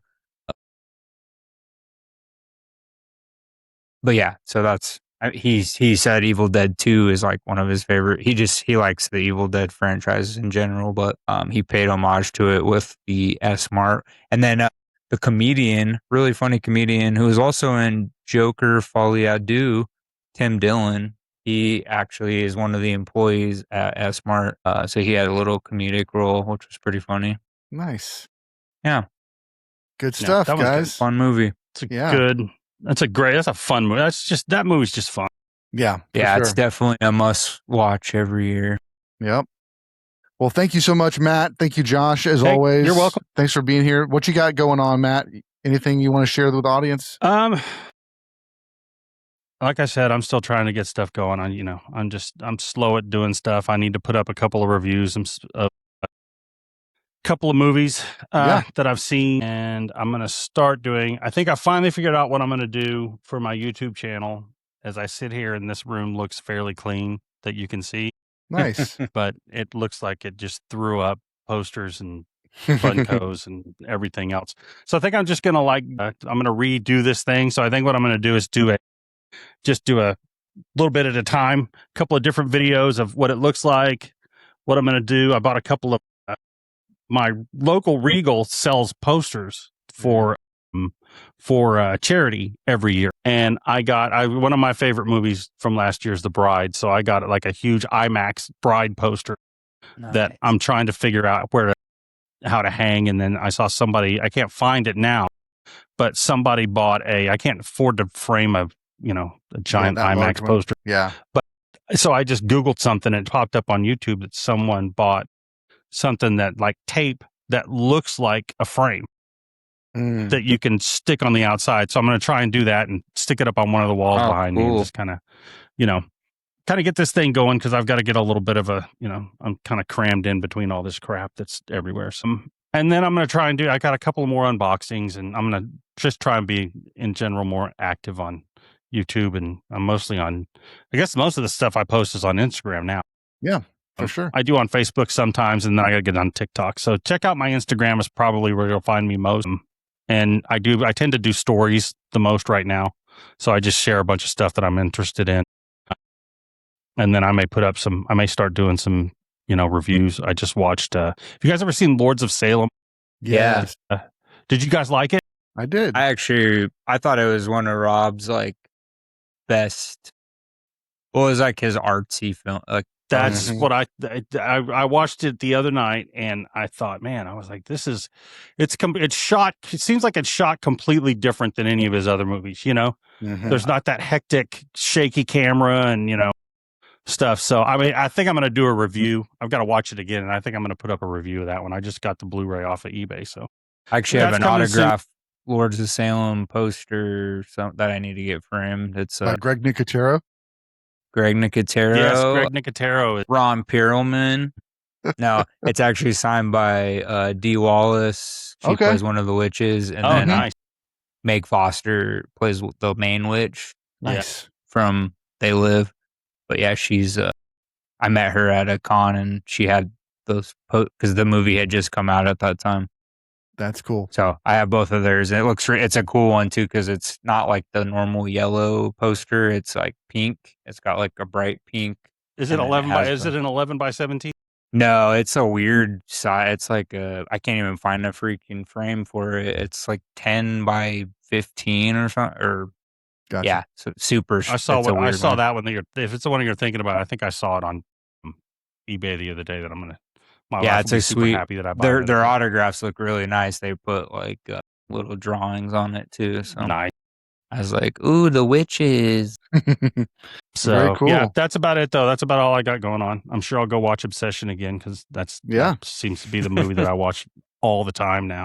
Absolutely. So well, yeah. good. So everybody follow Matt at _spooky with IE_com. So check out his Instagram. We'll, of course, have it in the show notes of this episode, along with a link so you can watch Uptown Girl. Yes, dude. If you don't put a link to Uptown Girl, I'll be very upset. And I need a filmography of everything Greg Nicotero has done, please. There you go. There you go. Hey, please link his IMDb, please. Thanks again, guys. And thanks for watching, everybody. And go see Ice Cream Man in theaters if you can handle it after this conversation. And we'll catch you next week. See ya.